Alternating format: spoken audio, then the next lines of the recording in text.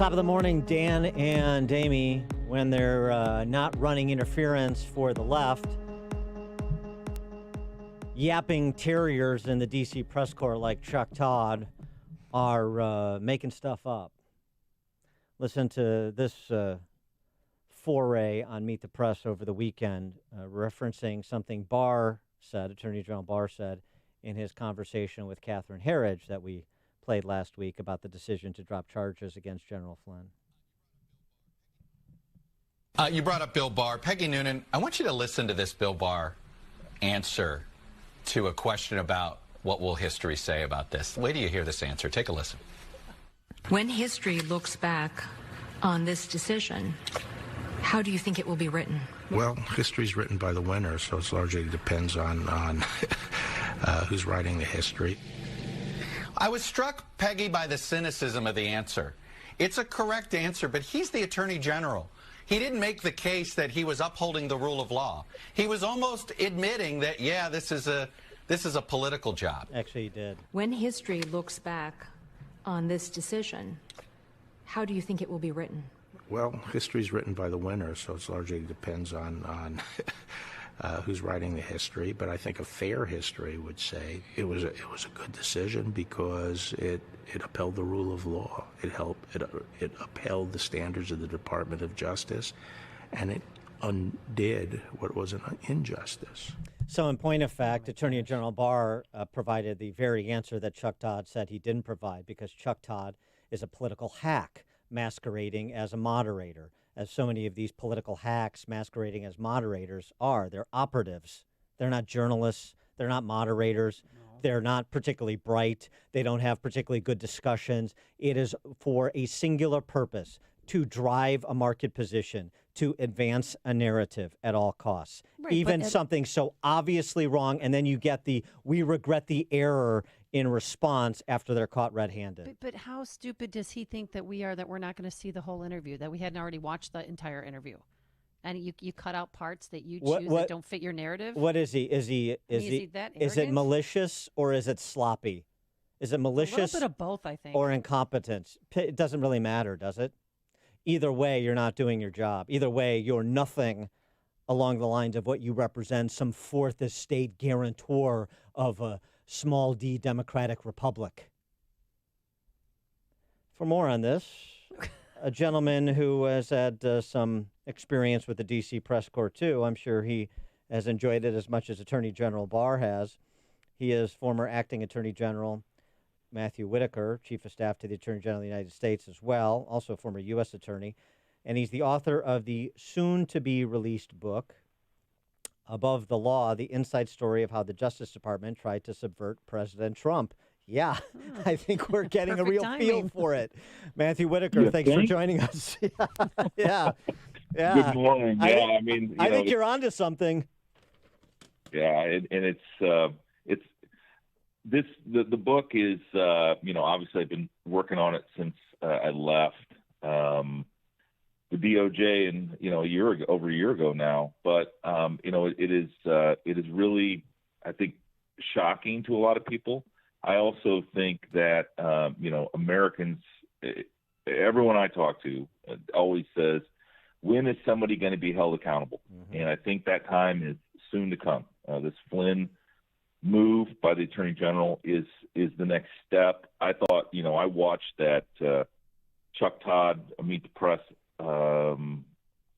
over the weekend, and I was just, I knew, your eyes are like, that's not what he said. Right.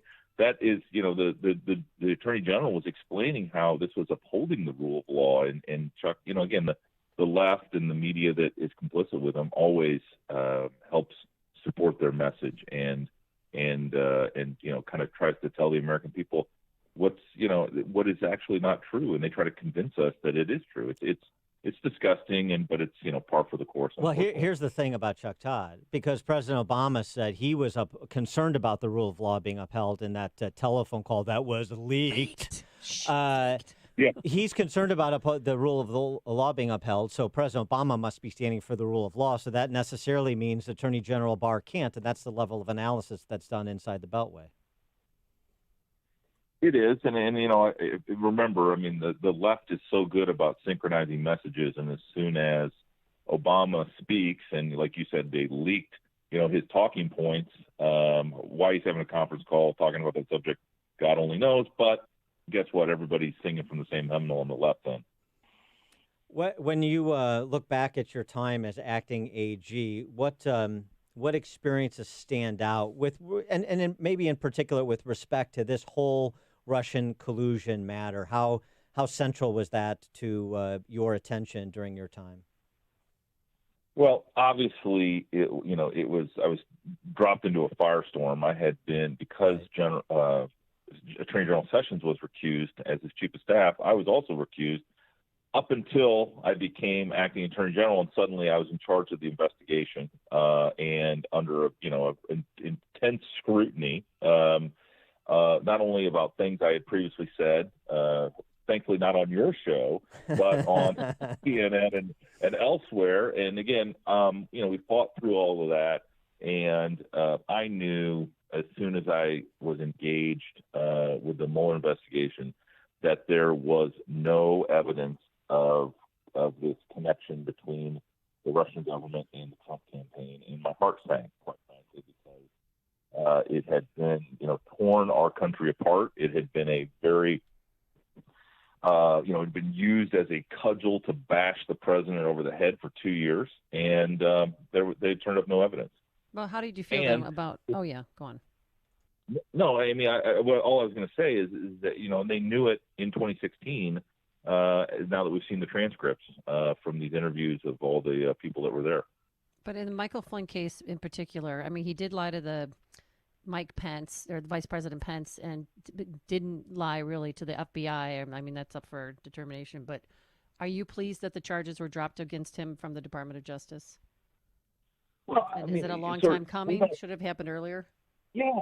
And I think the real story there is, if you're being fair, is that there was no reason to be investigating General Flynn. Kind of what he told Pence is between them and is an employment issue. It is not a criminal issue, and somehow the FBI determined that they would make Flynn a target, even though without predication. Sort of the same way they made the president the target of the Mueller investigation and the Russian collusion investigation without predication, and then they would go interview him inconsistent with past practices. And Comey even admits this, that he wouldn't have gotten away with sending FBI agents to interview the national security advisor in the Bush administration or the Obama administration. Well, guess what? Nothing changed in the Trump administration. Comey just used his sophisticated knowledge of how this works and kind of as a surprise tactic, but the policies and procedures of how you get FBI agents to interview somebody in the president's senior staff was the same in the Trump administration. So it was really, to me, a very cynical act and inconsistent with FBI policy and procedures. But that's the Jim Comey we got to know, and that's one of the things I talk about in my book that comes out next week, is that this is kind of these sophisticated actors with lots of Washington, D.C. experience manipulated that and broke the rules because the ends always justified the means. And it's really – go ahead. Well, why wasn't Rod Rosenstein's wings clipped or so that you could clip Mueller's wings by extension? I mean, this whole saga, perhaps at the end of the day, it's better that it just played out like it did because it so impugns the integrity of so many that were participants in this, as we're finding out with what actually was said under oath by senior administration officials of the Obama administration as compared to their Manchurian Candidate conspiracy theories on cable TV. But it could have been there could have been an end run if Rosenstein didn't essentially accede to an open-ended fishing expedition. Yeah, and the thing is that who was the supervisor of the Deputy Attorney General, who for the purposes of the Mueller investigation was the acting Attorney General, and that is the president. I mean, there was nobody in between. And so with Sessions on the sideline, you ended up with sort of this, really what I would call a power vacuum. And until I got there, as the acting attorney general, it was broken. It was kind of this floating out into almost a runaway investigation. Well, and that was one of the many things when you got that I criticized before I got there. Yeah, when you got there, what is it that you wanted to do that you couldn't do? When I became acting attorney general, unfortunately, we had 35-day government shutdown, where we were asking members of law enforcement, including the FBI and DEA and ATF and others, to do their job without pay, to risk their lives without being paid. And so, that was really a difficult time, and there were many things that I wanted to accomplish as acting attorney general. But I think it was an honor of a lifetime, and we did get a lot of things accomplished. There was so much that I wanted to get done in changing the policies. And again, this is especially when I was chief of staff, there were so many things I wanted to get done changing policies and making them and improving certain ways that we did business at the Department of Justice that was just impossible because of institutional resistance and just being worn down by process. And that was frustrating. But specifically with respect to the Mueller investigation, is there anything that you wish you could have done that it was just politically impossible to do? No, I mean, again, I was, and I said this at a press conference in January when I was acting attorney general. I really believed, and I knew that the Mueller investigation was, for all intents and purposes, over. I was just waiting for a report that ultimately was delivered in March, much different than the report that I was led to believe was coming. In much, it's 400 plus pages and contained two parts, including the non-exoneration part of part two. And so, I think if anything, my experience was that I knew it was over, and that instead of doing something dramatic and politically expedient, that the key was letting the investigation run its course, knowing that there was no evidence of collusion with the Russians. With respect to the FBI, is it reformable? And if so, is Christopher Wray the guy to do so? Yeah, so I think we need to look at what's already happened. And what's already happened is the bad apples, the people that sort of really messed up or took advantage or did things that were inconsistent with policies, procedures, and quite frankly, the law, they're all gone. And Chris Wray has been doing his way, and the way he, not flashy, not talking publicly about what he's doing. But ultimately, whether or not Chris Wray is the right person, that's a choice that General Barr has been specifically tasked with reviewing by the president, it sounds like. And I've known Chris since 2004, and in my experience with him is he is, a quiet, solid leader. But at the same time, I think a lot of people want a lot more in the reforms at the FBI. What was your relationship like with James Comey? So, I've known Jim since he was the Deputy Attorney General when I became the U.S. Attorney in the Southern District of Iowa. But, he when I got there in October 2017, he had already been fired. And so in this administration, I didn't have any interactions with Jim Comey other than when I became acting Attorney General, he was nice enough to say that I wasn't the sharpest knife in the drawer. Yeah, I remember that. Yeah, well, look at what he's done. compared to the standard that he set. Who could live up to that standard, Matt? Matt Whitaker, former acting attorney general. Wait.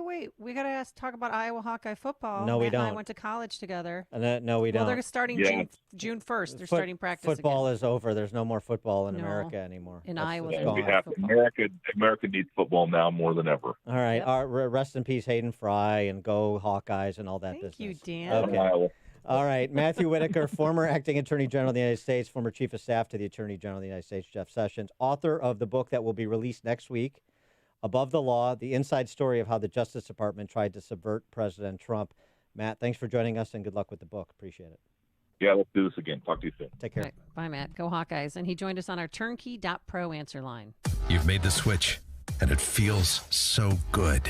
You've switched to Chicago's Morning Answer on AM 560. The Answer. Investment advisory services offered through Sound Income Strategies, LLC, an SEC-registered investment advisory firm. During difficult times, it's important not to be frozen by fear or complacency, thinking that Congress, the Fed, or your current financial planner will fix the impact of the pandemic on your retirement savings. The bottom line is, no one else is going to care about your retirement the way you do. It's time to stop crossing your fingers and toes, hoping for growth, and reset your retirement for income using interest and dividends. Call 888-888-4176 now to learn how the Retirement Income Store can help during these uncertain times. 888-888-4176. We'll send you our Retirement Income Kit with 5 educational tools, including David Scranton's best-selling book and a no-obligation call with an income specialist. 888-888-4176. The Retirement Income Store, where retirees go for income. Call 888-888-4176 now.